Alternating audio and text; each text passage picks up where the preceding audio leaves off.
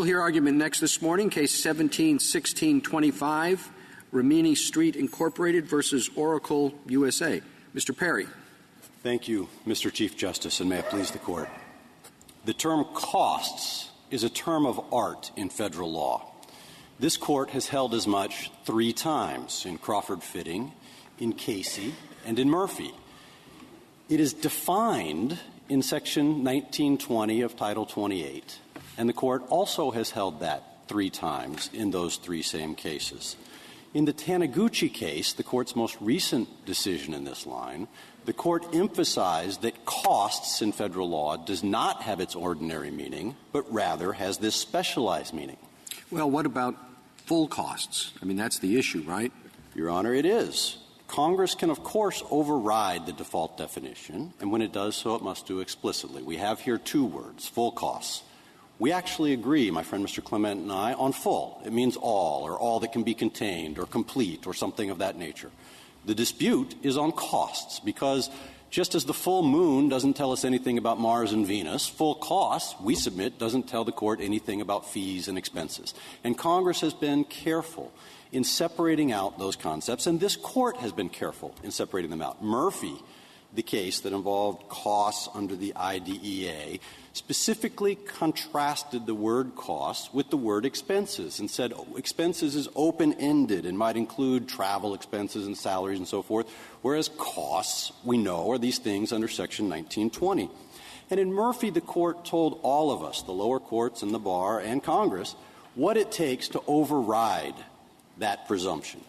The Court said, and this is a quote from page 301, "No statute will be construed as authorizing the taxation of witness fees as costs unless the statute refers explicitly to witness fees." So here in Section 505, Your Honors, we have a statute that does not refer explicitly to witness fees, and under a plain application of Murphy, cannot authorize witness fees. Mr. Perry, I understand all that case law. I think your adversary would argue, number one, that full costs in the Copyright Act predated both the definitional inclusion of costs in the federal statutes, and that it had a history, a meaning, independent of what happened later. You haven't addressed how you get rid of that independent meaning argument.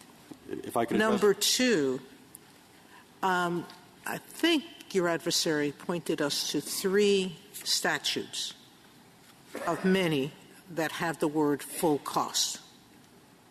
Give me a meaning to those 3 statutes that would give effect to the word full.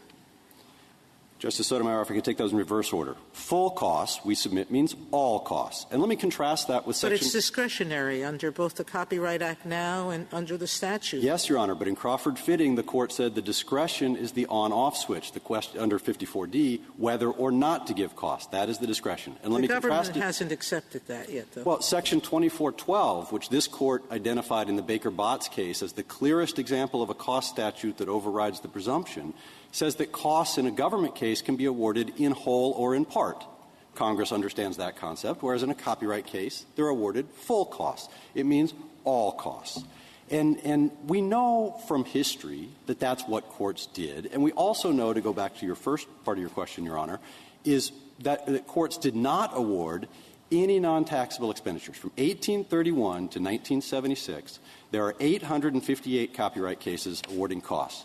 Not one case has ever awarded any cost not on a statutory schedule under either state law or federal law.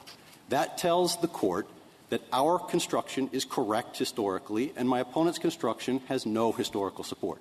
There is not a single case that has ever read the statute the way the Ninth Circuit read it in the 20th Century Fox case. In fact, that is the first case in the history of the United States. Could you point me to where in your brief or an amici accounted for those 800 cases? Your Honor, we don't have them all listed out. We pointed out in the reply brief that my friends on the other side and all of their amici had not cited a single case on their point, and to confirm that we were right, I went through and had my team read every single one of them. Your argument, though, would assume there are a lot of cases where, although costs were awarded, they weren't all costs. How many of those do you have? We don't have any of those either, Your Honor. It appears Well, then that why costs— would Congress be worried about saying full costs? Nobody's apparently ever awarded fewer than few costs or less than few costs. Your Honor, we think it came out of the English copyright statute, which says full costs. It's a historical artifact, if you will. We went back through the history, though, and part of the point of the historical analysis is to see whether that phrase had some specialized meaning, either in England or in the States, as being beyond scheduled cost or fee bill cost. And the answer is no. There's absolutely no authority for that. And so we have this language that is antiquated, but it has been carried through. Our interpretation does give it meaning. It is all costs, full costs, every cost to which you're entitled under the statutes. And that's all we typically ask of language. My friends, on the other hand— If you're right, why have the provision at all? Wouldn't 1920 do the trick? Well, Your Honor, there's 208 federal cost statutes. 207 of them don't reference 1920 either. Congress, in other words, makes cost provisions and expense provisions and fee provisions and other things in many, many statutes, which would all be, in one sense, redundant of 1920. This Court dealt with that in the Marks case in the context of Rule 54D and said that kind of redundancy is to be expected with respect to cost statutes because Congress has them here. And there's a good reason for it, Your Honor. When Congress wants to change what a cost is, for example, Taniguchi involved the interpreters, Congress can amend 1920 and add interpreters, or it could take out e-discovery, or it could do whatever it wants. And then that propagates out through 208 statutes automatically, because what is a cost in 1920 goes out through all the cost statutes. Under the alternative construction, Congress would have to go through 208 times and amend all of them. And, of course, this Court would have to go through 208 times and construe all of them to figure out what's a cost or not a cost. Well, that's a good reason for having 1920. It's not a good reason for repeating yourself. Well, it doesn't repeat itself either, Your Honor. 1920 says a court may tax as costs the following things. So it defines the taxable costs and the power of a federal court. 54D says a court should award the prevailing party costs. 505 doesn't say either of those. 505 says the court may allow as a recovery cost, full costs, to any party. Under 505, the court can award costs to the non-prevailing party. That's a total departure from 1920. That is not authorized by 1920, in fact. So the Section 505 has much independent work to do. The second sentence of 505 also authorizes attorney's fees. This, again, is a textual, structural point that gives weight to our side and not the other, because Congress understood that full costs did not include attorney's fees, and when it explicitly provided for it, that entire sentence is rendered superfluous under Mr. Clement's definition. Well, it says, the second sentence says that the court may award reasonable attorney's fees as part of the costs. So what does that do to your argument that costs has a very narrow meaning that can't include attorney's fees? It confirms it, Justice Alito. That was the exact same formulation in Murphy and in Casey, as part of the cost. And when this Court says Congress can explicitly override 1920, it's by adding additional things as cost. To say a fee is a cost is to say it wouldn't be in the absence of an express congressional direction. And here we have in the second sentence that very express congressional direction that is required. By calling the fees a cost for those purposes, it's making clear, among other things, that expert witness fees are not costs, because otherwise they would have to be separately provided for as well. In fact, Your Honor, there is no statute in the U.S. Code that provides all expenses of litigation, and for good reason. We have the American rule. We've had the American rule since at least 1796 that says, in general, each party bears its own fees, costs, expenses, burdens. It is the background presumption is that costs are not shifted, fees are not shifted, expenses are not shifted. And this Court over and over again has required an explicit statement, a clear statement, an unmistakable statement from Congress to invade that common law principle, to invade the American rule, and to change the background presumption. We have here a phrase, full costs, that is not explicit. The fact that we're here today shows that it's not explicit. But it does contain a word that this Court has construed over and over and over again. Giving that approach, in other words, not including fees, not including discovery, not including travel, not including salaries, unless Congress were to explicitly say so, would be consistent with the way the Court has construed every other statute. Is there I read in the briefs, and I want to be certain I grasp the argument, that there was a period of time many years ago when a court in awarding costs, a federal court, would look to state statutes. And the state statutes provided different amounts and didn't just repeat what we have today. Correct. And then I thought that you had argued that, well, the word full costs means don't just look – there are other things that say don't look to the state statutes, but if state statute A awarded 33 cents and state statute B awarded $4,000, it would mean that you go and look to the actual cost. Our argument's a little different than that. What is that? Breyer. That's what I'm trying to find out. In 1831, when state law would have applied, many states had gradated fee schedules. They had these very complicated fee bills. And in New York, for example, you could get half cost, double cost, costs and a half, treble costs. And what full costs, we think, one of the things it may have meant, and again, this is we're interpreting here, was costs, right? Full costs of the action. The second thing it likely was doing, and what Congress told us in 1909 it was doing, was to override the statutory threshold on cost recoveries in federal court established in the Judiciary Act of 1789. At that time, if the prevailing party didn't win $500, it didn't get its costs at all. And Congress said, no, in a copyright case, if you win, you can get your full costs pursuant to the state schedule. So those are historical examples of what Congress may well have been doing. And again, the English experience where full cost appears since the Statute of Anne. When I read this argument, the first prong by you, I thought, could it mean full costs 1920 without the limits of 1821? Your Honor, it unlikely means that since 1920 and 1821 were separated by the codifiers. If you look at the enrolled bills going back to the fee bill of 1853, that was a unitary schedule of the allowable costs and amounts. As the statute has been codified, they've been separated into different sections, but I think they all perform the same function. Certainly, in the 19th century cases applying the fee bill, the Baltimore, for example, and Day versus Woodworth, the court looked at the fee schedule as a unitary fashion. No, I understand that, but I still don't. I'm still trying to give meaning to full. Certainly, Your Honor. And so 1821 sets certain limits. If we read full costs to not invoke those limits, but just to permit awards of what's specified in 1920, would that take care of your problem? I think that would give meaning to the word full. I think 1821 would remain binding. I think the easier way to look at it would be, say, for example, on witness fees, 1821 says $40 a day. Full cost means $40 a day. In a normal case, a court could choose to give $20 or $10 or $5, but under a full cost provision, it has to give the full $40 because that's the maximum Congress has specified. But you haven't found a single case where that was an issue.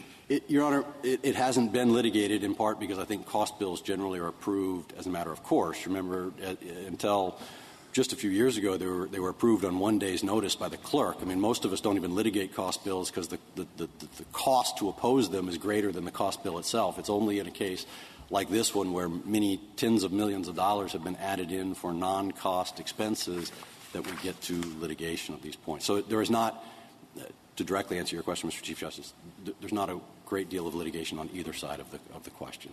Would you help me with just a fact, which may or may not be relevant, but in the SG's brief, the costs that you were searching was about $5 million. That's your view what they're entitled to. $3.5 million, but yeah. $3.5 million now. All right. 3.5.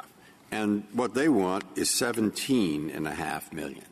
Does that $17.5 million include attorney's fees? No, Your Honor. Attorney's fees were dealt with. There's a $20-some million attorney's fees award that's entirely separate. So it's $20 million in attorney's fees. It's $3.5 million in everybody concedes. Taxable costs. Yeah, and then they want an additional $17.6 million more. And they were awarded $12.8 million because of some deductions. All right. So it's 12.8 plus this is a big amount here. So it's about $35 million in costs. And what was the damage award? $35 million.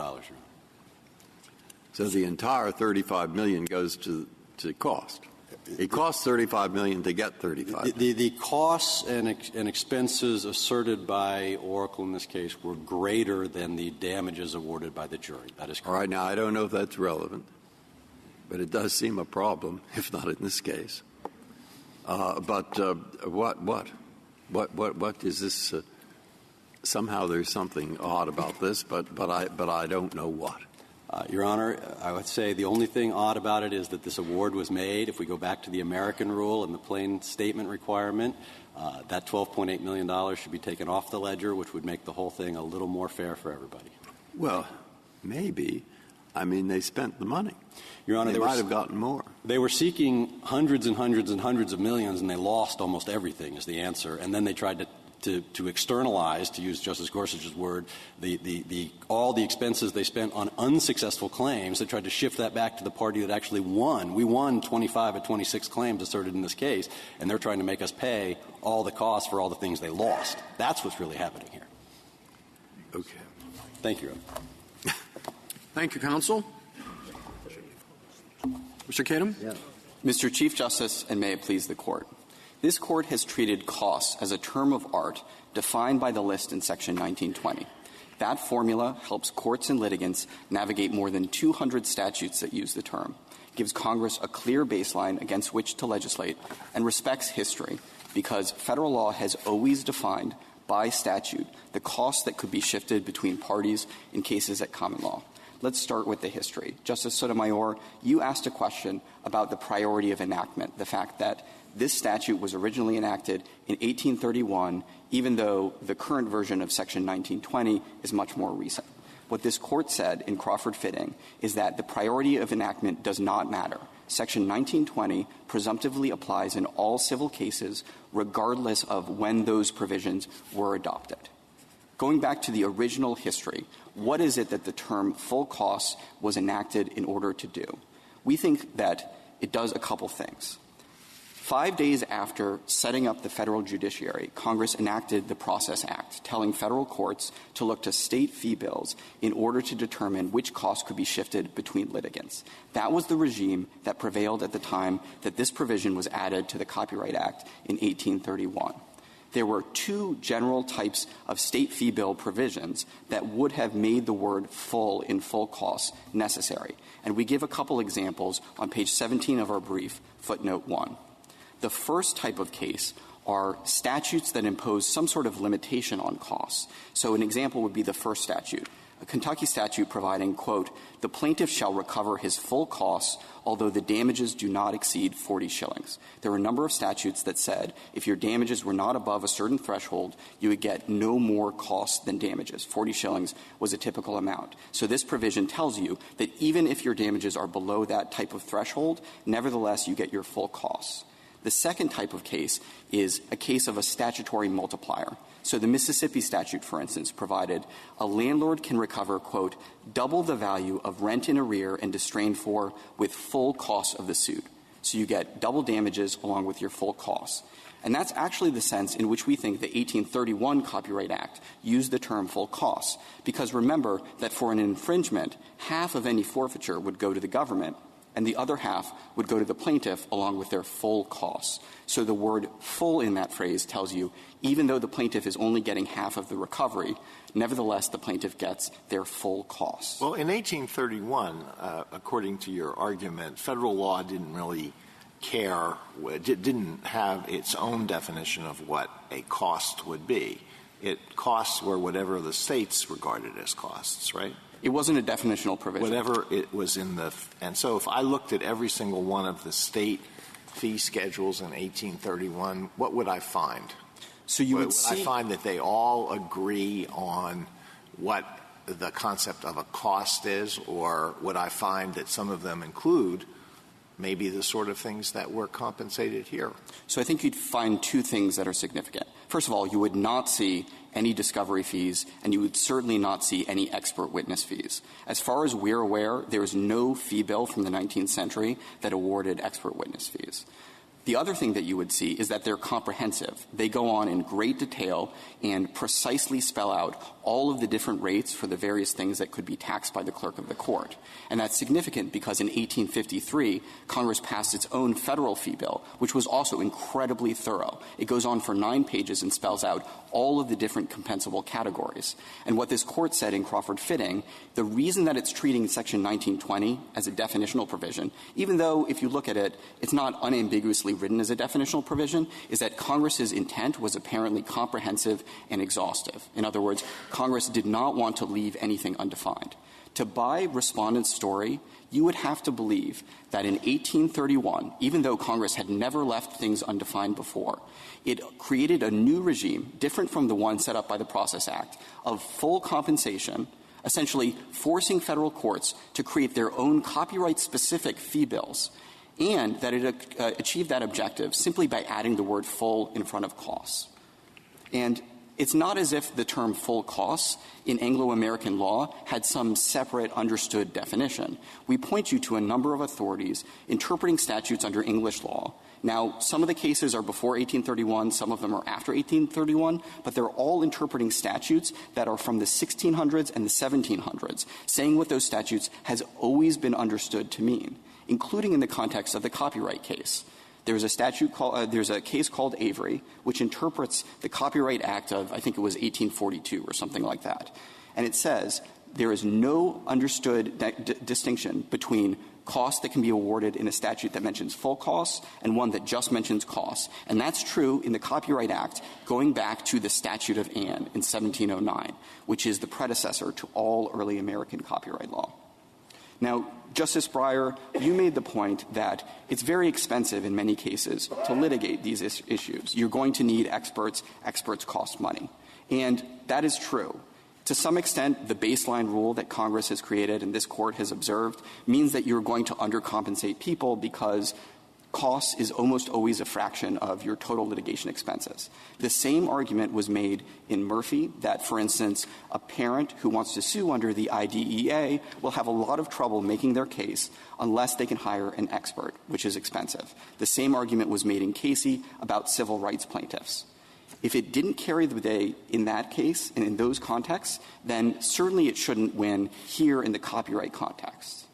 But, you know, Congress can respond in exactly the way that it did to this Court's decision in Casey. In Casey, this Court said you can't get your expert fees in certain civil rights cases. And so Congress passed a statute adding expert fees to the list of compensable expenses under Section 1988, which governs those same civil rights cases. The benefit of the Crawford-Fitting formula is that it provides clear instructions to Congress to tell them, if you want to include something that's not already listed in Section 1920, here's how you do it. And as my friend pointed out, it propagates all the way through if you amend Section 1920 itself, or you can create a specific provision. Now, you might think all of this history is a bit of a muddle. Another benefit of the Crawford-Fitting rule is that you don't have to perform a historical exegesis every time you come across a new provision with slightly different language. And remember that cost provisions are incredibly variable. They talk about costs, cost of the proceeding, court costs, cost of the action, full costs, all costs. Justice Sotomayor, you brought up 4 additional statutes enacted more recently than this one, which mention full costs. And you asked, why did they do that? So, first of all, let's just say, put the point that all of them deal with intellectual property in some fashion, so chances are they were just copied from Section 505. But they all also specifically mention attorney's fees, which is a big problem on Respondent's side, because if full costs already meant total compensation, there would have been no point in expressly adding attorney's fees. Now, Respondent's response to that is, well, in 1909, when the American rule wasn't well established, it was necessary to clarify that attorney's fees were included in full costs. That doesn't work even in 1909 because the copyright statute as it was enacted then made full costs mandatory but attorney's fees discretionary. So clearly Congress wasn't just clarifying that the latter was included in the former. Well, Mr. Clement may have a surplusage problem, but you have a surplusage problem too, don't you? So we think that full, it means nothing. Yeah. So starting in 1976, when the provision was switched from discretionary to mandatory, then there is some redundancy with the authority that already existed under Section 1920. First of all, Congress generally doesn't tinker with existing language unless there was some reason to think that it was a problem. And as my friend said, it was not until 2005 that that anyone thought that the Copyright Act included something beyond what was already included in Section 1920, so there was no reason at that time for Congress to think there was a problem. And to be honest, had Congress taken the word full out of the statute in 1976, no doubt someone would have used that fact to argue, well, clearly Congress was displeased with the broad copyright cost awards and therefore would have used it to argue for a narrow rule. But I think the probably most unsatisfying but most accurate answer— How would that have worked? That wouldn't have worked. Well, I think you could have argued in a case like this one that even for the costs that are authorized in Section 1920, you can't get the full amount of it, or you can't presumptively get the full amount of it because Congress took the word full out, so clearly it wanted to cut back on the costs that were awardable. I'm not saying it would have won, but that was an argument that someone might have made. You didn't adopt your adversary's on and off switch for the meaning of full. That's correct. That's the one place I think that we're different. So it's not an issue here, and it wasn't litigated, but we think it is plausibly textually plausible to adopt that reading, but probably if Congress wanted to put district courts to the unnatural choice of all or nothing, then it would have used clearer language. But the problem doesn't go away on respondent side. It gets worse because the costs are that much greater. Thank you, counsel. Mr. Clement. Mr. Chief Justice, and may it please the Court, the authorization in Section 505 of the Copyright Act for the recovery of full costs means what it says and authorizes the recovery of full costs, not just a narrow subset of costs set forth in Section 1920 as limited by Section 1821. The contrary reading not only renders the word full completely superfluous, but it also effectively renders the first sentence of Section 505 without any meaning and renders three other federal statutes that authorize the discretionary award of full costs meaningless the day they were enacted. There is no reason to adopt a construction that has those kind of consequences in rendering other statutory provisions superfluous. The better course is to say that full means full rather than nothing at all. Now, I'd like to start with a response to Justice Alito's question about what we can tell that would have happened between 1831 and 1853. Neither side here has a lot of case law to talk about. And that's because in the vast, vast majority of these, and both sides have looked for it, the courts just awarded costs and didn't say another word about it. And sometimes they even awarded costs as part of its damages. Probably the best case that tells you something about what was going on, at least between 1831 and 1853, is a case called Ferret against Atwell that's cited by my friends in their brief, and this is Justice Nelson writing on circuit.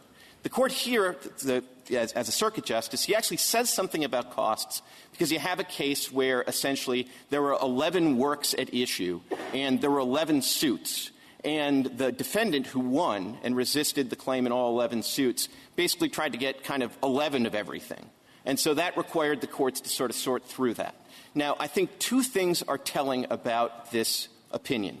First, in deciding the costs, and this case arises in New York, the judge, Justice Nelson, doesn't look exclusively to New York law. He looks to New York law for some things, but he also looks to a then extant federal circuit rule to address one of the other items of costs. And so I think he's doing exactly what you'd expect somebody to do when they have a federal law requirement of full costs, but not a lot of other federal law. They look to what little federal law there is, the circuit rule, and then they also look to state practice.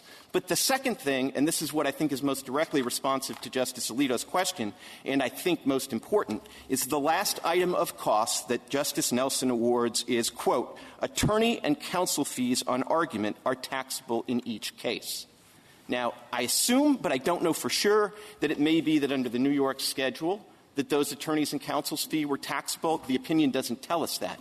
But the one thing it tells us absolutely certainly is that petitioners are dead wrong when they say that between 1831 and 1853, full costs would have been well understood by everybody to be limited to party and party costs and not cover something like attorneys and counsel fee for argument. Mr. Clement, Sure. You agree that if the word full wasn't in the statute, you would lose? Absolutely, Your Honor. Okay. So we decided a case earlier this year on the basis of the legal proposition that adjectives modify nouns.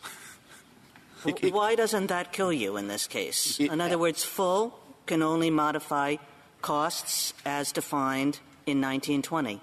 So I think that case helps us because it shows that you look at both the adjective and the noun, and I think what the Court didn't have to say there but is absolutely true is sometimes the adjective tells you how the noun is being used. Just to illustrate that the adjective can make a big difference, if you think about the Weyerhaeuser case and the adjective wasn't critical but was potential habitat, I mean, habitat would still have a meaning, but I think the case would be very different. But I think what's more telling here is, I think what the dispute here is, we say that Congress in 1831, in 1909, in 1976 used the phrase full costs capaciously and used the word costs in its ordinary meaning. My friends on the other side say no, cost was being used in a term of art sense. I think you look to the adjective in this case to tell you which of us is right. And I think there are But that's a strange kind of thing, because you said, if it just said cost, we would all understand that it was the term of art 1920 costs. And then you say that by adding the word full, rather than to say, look, it really is the full amount of the 1920 costs, don't try slicing and dicing the 1920 costs.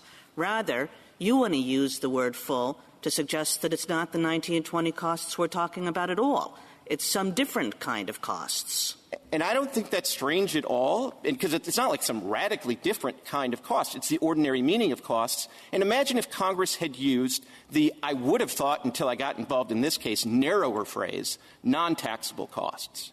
Now, if Congress had expressly provided for the recovery of non-taxable costs, I would think to a moral certainty that would tell you that Congress is using the word costs not in the term of art sense of taxable costs, because I can't imagine Congress meant to say non-taxable taxable costs. It would be a strong indication that Congress used cost in its ordinary sense. I think full does the exact same thing, and I think about it this way. What you're really talking about here is a choice between an ordinary meaning that's broader and a term of art meaning that's narrower.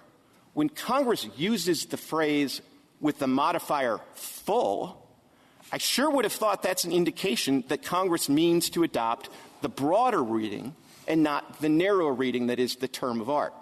And I think if you look at this from every relevant historical standpoint, which I think is 1831, 1909, and 1976, it all points you in favor of the ordinary meaning construction of costs.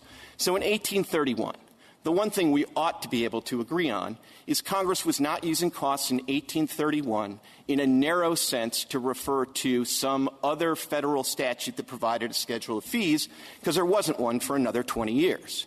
So I assume, consistent with this Court's cases, that when Congress used the term full costs in 1831, it was using it in its ordinary meaning, which would have covered all of the costs of litigation, and my friend's efforts to superimpose a narrow party-to-party costs framing on that is simply not borne out by the historical practice, as that Ferret case shows, and I know it's not a lot, but it's all anybody has. So I think it is clear that between 1831 and 1853, ordinary costs was, or rather full cost was being construed in its ordinary meaning way. Then we get to 1909, major revision of the statute. Congress carries forward the same term. I understand this Court's basic rule to be that when Congress carries forward the same term without making any change in it, it still has its meaning from 1831. But Congress does do something interesting in 1909. It uses in the same statute the word taxable costs and the word full costs, or the phrase full costs. And I think it uses them in contradistinction. Certainly every principle of statutory construction says that when Congress uses different words in the same statute, you try to find different meanings for them. And here, I think that basic rule is reinforced because Congress uses the phrase taxable costs in a very narrow context for the recovery of certain royalties, and then it makes those taxable costs recovery discretionary. For every other claim under the statute, tax recovery is mandatory, and Congress uses the term full costs. So I think if you look at it in 1909, you would also give it an ordinary meaning construction. You would also think that Congress was using costs not as a term of art, but as a broad ordinary construction phrase. And then we come to 1976, where my friends in the SG's office have to admit that by making cost recovery discretionary, full cost recovery discretionary, then Congress was essentially, under their view, rendering the word full completely superfluous. And it seems to me, again, I think the first principle would be, since they're using the same phrase, you go back to the 1831 original public meaning. But even if you look at 1976, I think what you would see there is in a choice between interpreting costs in the ordinary meaning way and using costs in a term of art way. It is precisely because they want to use costs in the term of art sense that they render full superfluous.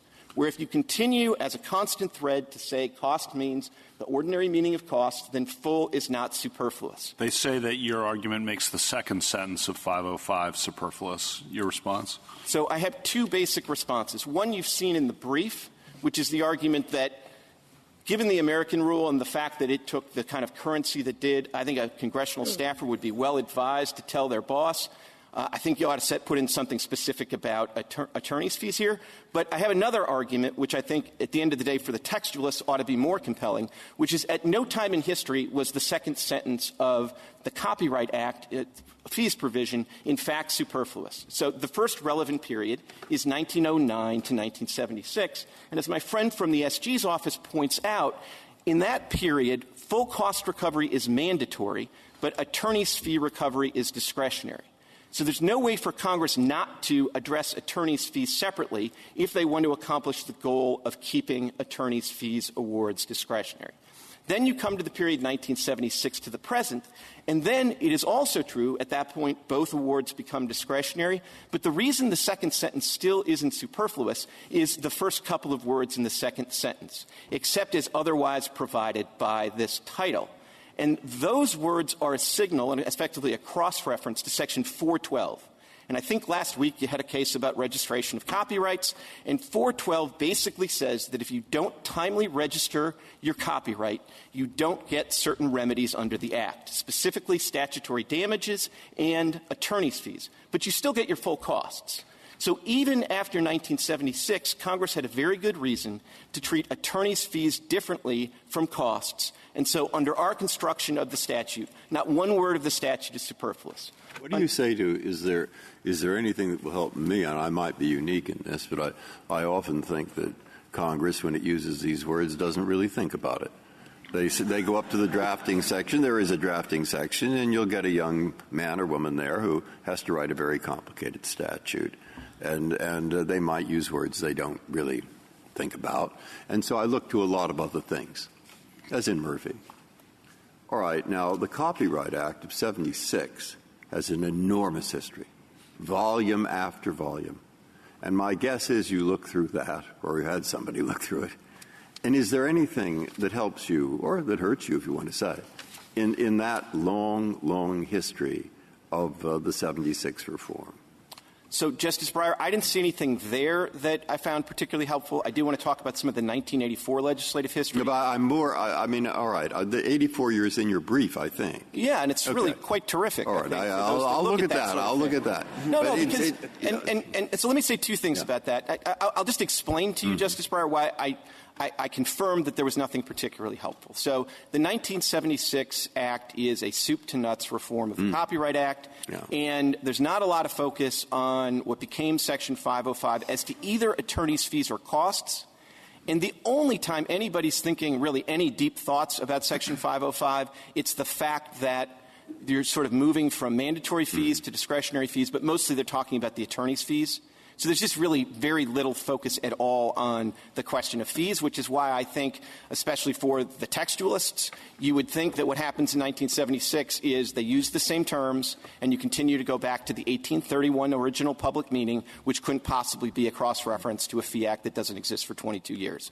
But as to the 1984 legislative history, the reason I think this is compelling even to those that don't generally look at legislative history is because think about what the senator there is doing in expressing the views of the committee.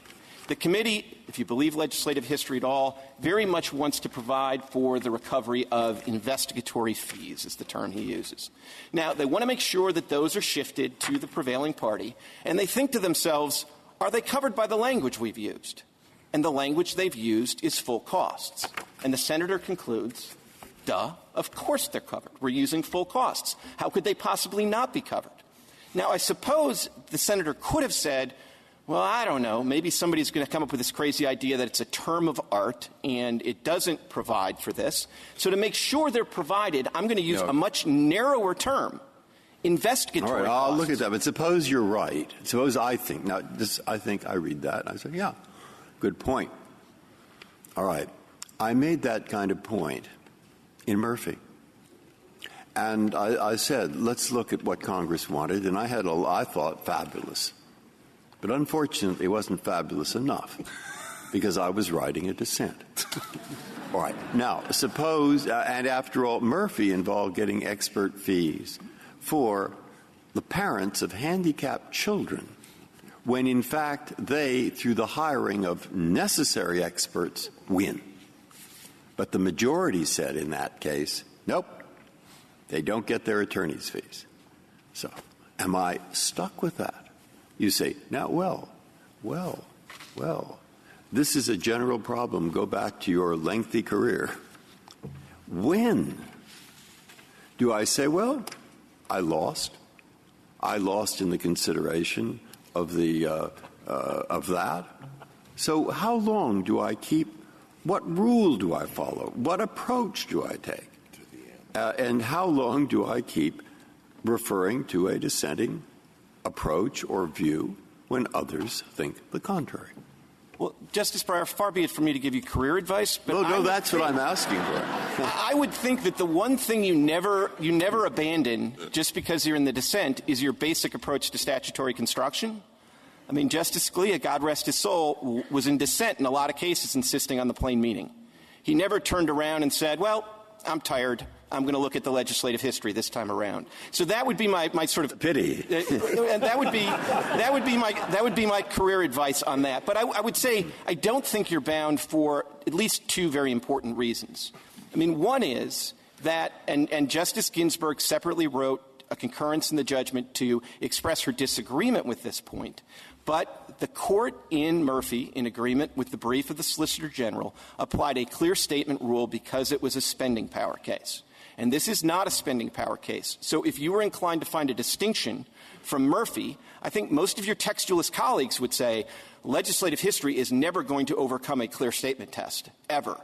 But, you know, some of them, not all of them, but some of them will take a peek at the legislative history. When you're not dealing with a clear statement rule, you're just trying to get the best meaning of the statute, particularly when the legislative history supports a ruling or a reading of the statute that avoids rendering an important part of it superfluous. So I think you could distinguish Murphy on that ground. But I also want to say that we don't take issue with Murphy when it's dealing with the word cost unmodified. And that is a very familiar formulation. We've only found 5 statutes that use costs modified by full, and we think in those statutes it would be against all your basic principles of statutory construction to not at least look at the word full long enough to look at whether it tells you something about whether Congress is using costs in a term of art way or an ordinary meaning way. And we think it powerfully suggests that it's using it in an ordinary meaning way. I look at history completely, which means I look at how Court of Appeals and district courts have been using those terms now for decades. So the question is, where does that go into your analysis? Because it's contrary, up until the Ninth Circuit, it's basically contrary to your point. Well, I don't think so, Justice Sotomayor. I mean, as I say, I think it would be really helpful if there were like an 18th century or a 19th century case that involved an application for ye olde expert fees, and we had a case that specifically said, yes, it's in, or no, it's out. But we don't have that case. Nobody has that case. I think the single most informative case we have is Ferret. And it's not, because you told me you don't know what the New York statute permitted or didn't. So it's, in my mind, a wash. No, I don't think it's a wash. And I think it's not a wash for two reasons. It's not a wash because we do know that at bare minimum, Justice Nelson consulted Circuit Rule 27, which is a federal circuit rule. So it was not the case that he looked only to state law. And that conclusion is reinforced, of course, by the fact that Congress, both before 1831 and after, knew how to tell federal courts to look exclusively to the state law rule, and it didn't use that formulation in the Copyright Act. But here's the second reason it's not a wash. What did the circuit rule say? The circuit rule said, I think it was a provision that was relevant to this 11 versus 1 issue. So it didn't provide like a lot of guidance to this question, but so it's mostly relevant because it looked to federal law.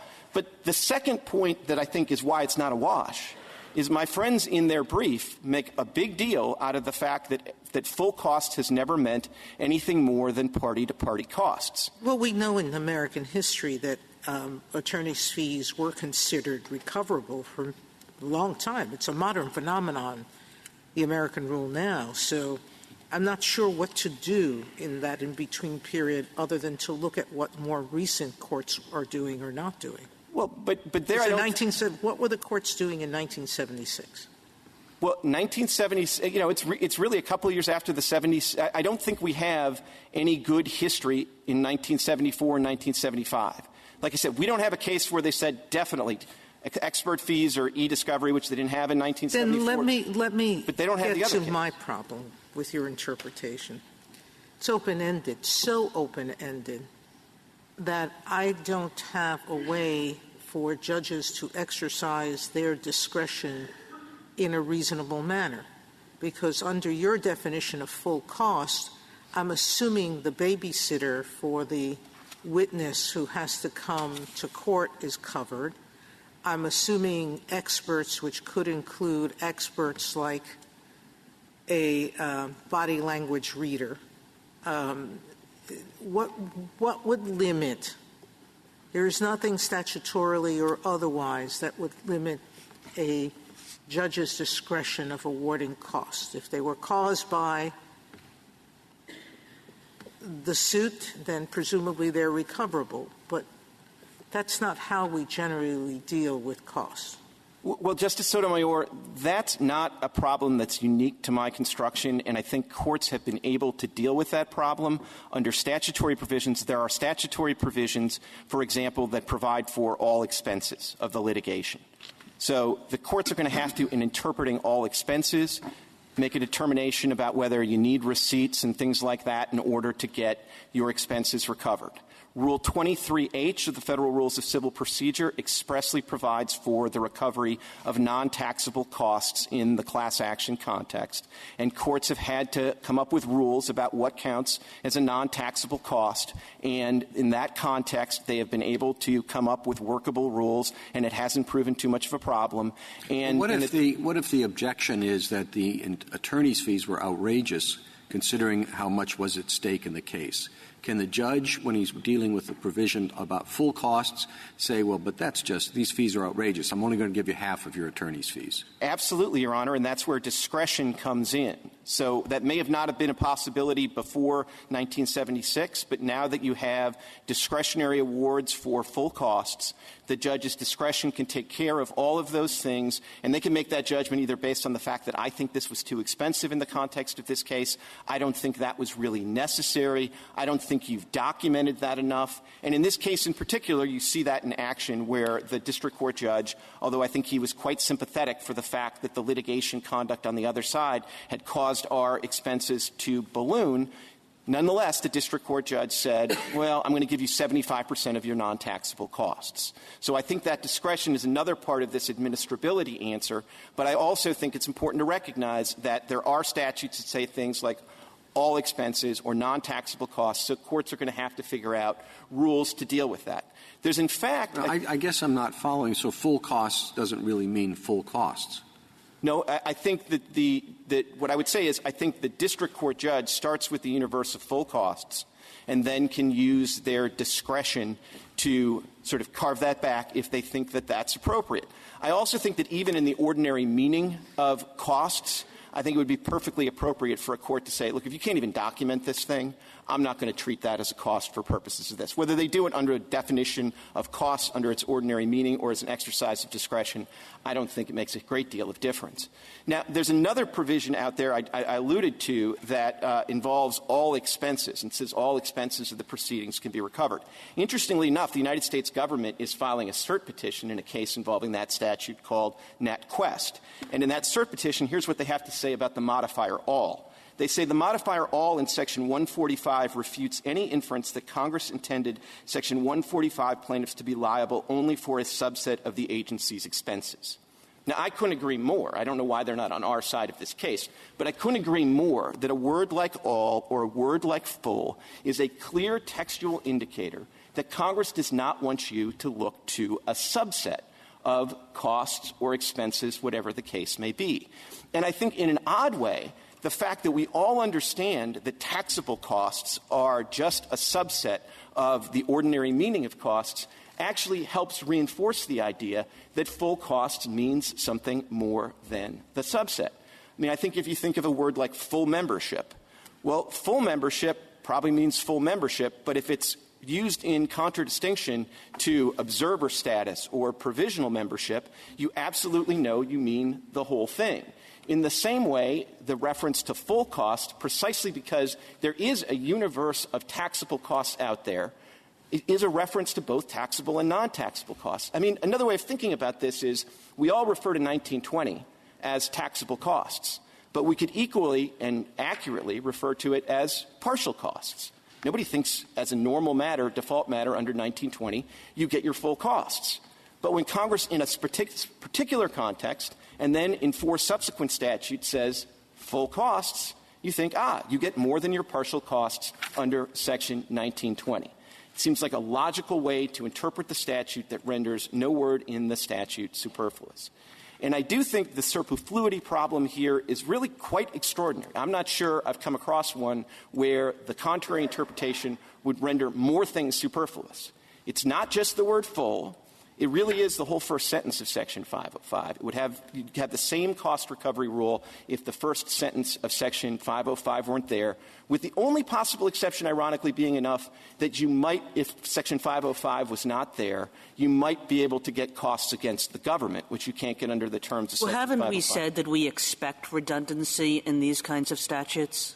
I don't think that you have said that. I think what you have said is that, that when there's a variety of formulations and we expect a certain amount of we're going to kind of construe them to be more or less the same. But I don't think you've ever confronted a statute like this where cost was modified by something like full and the consequence would be that you would render that term absolutely superfluous.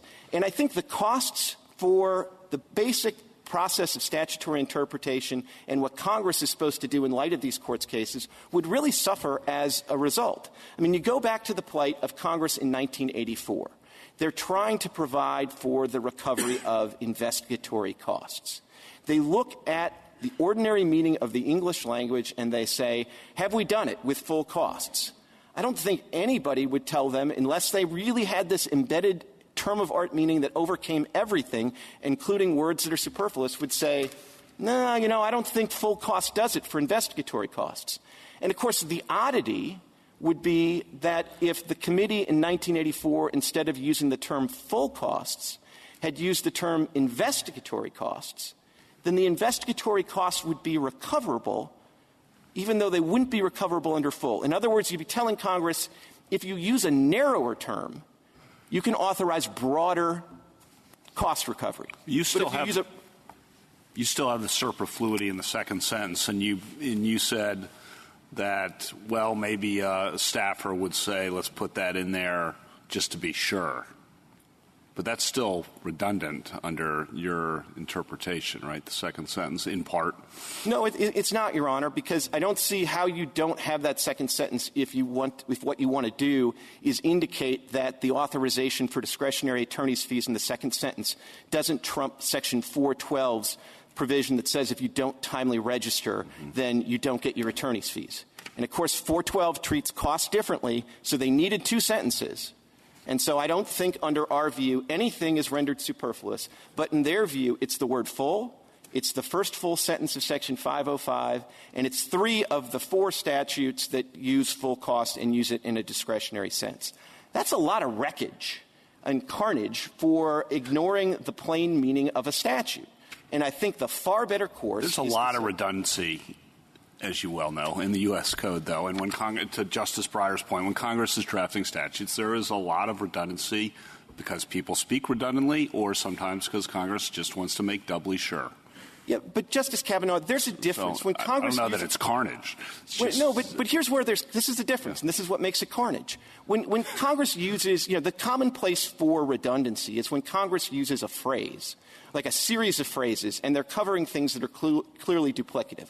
And I suppose in an ordinary meaning way, costs and expenses might be an example of that. Now, I think when you run across a phrase like costs and expenses, you'd still want to struggle against rendering them completely superfluous. And one of the things you'd do is you'd say, oh, the neighboring word expenses tells me that cost there is being used as a term of art. But I think it's very different. And Justice Scalia makes exactly this point in his book on reading law about the rule against superfluity, where there really is carnage, is when there's an important word that's in the statute that is a modifier that's just inconvenient for the judges, and they just ignore that word even though it's there. And that's what I think is carnage. And you see this, again, in real life when a Senate committee is confronting a very specific question about whether they have to do anything more to authorize the shifting of investigatory costs, and they look at the English language, they look at the word full costs, and they think, we have this covered.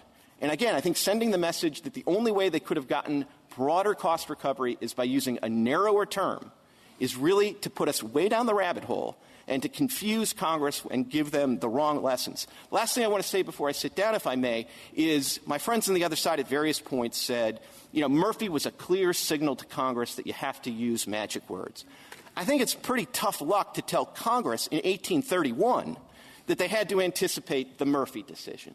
And I do think at the end of the day, the original public meaning of full cost is consistent with its ordinary meaning. Thank you. Thank you, counsel. 4 minutes, Mr. Perry. Thank you, Your Honor. Just 3 points. Under the construction just proposed, expert witness fees were mandatory in every copyright case from 1831 to 1976.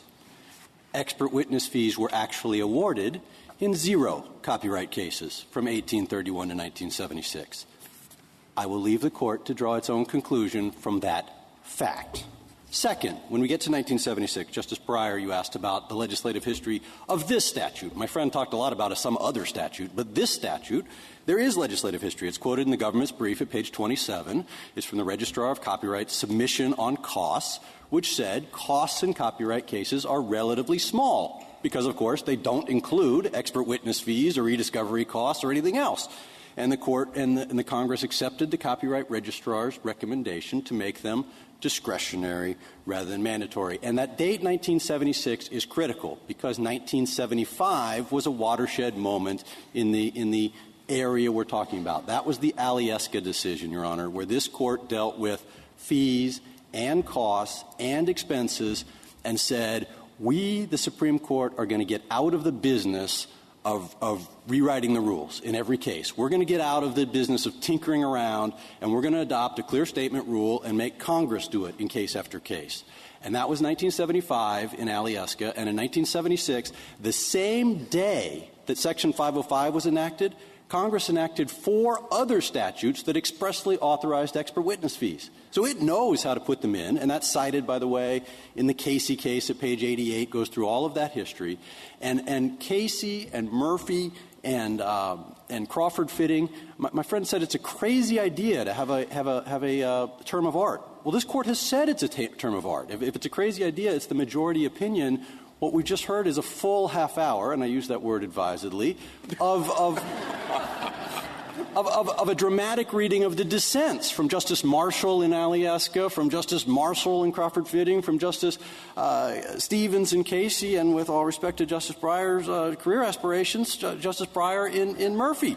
But the majority in every one of those cases said cost is a term of art, and there is a clear statement rule, and Congress can override it by stating explicitly.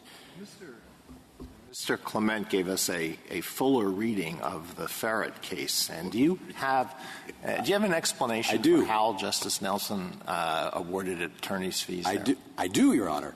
Under the Ferret case was decided under New York law, and certain attorney's fees were on the New York fee schedule, as we point out in our brief. I believe it's Section 25 of the revised statute, but we cite that in our brief.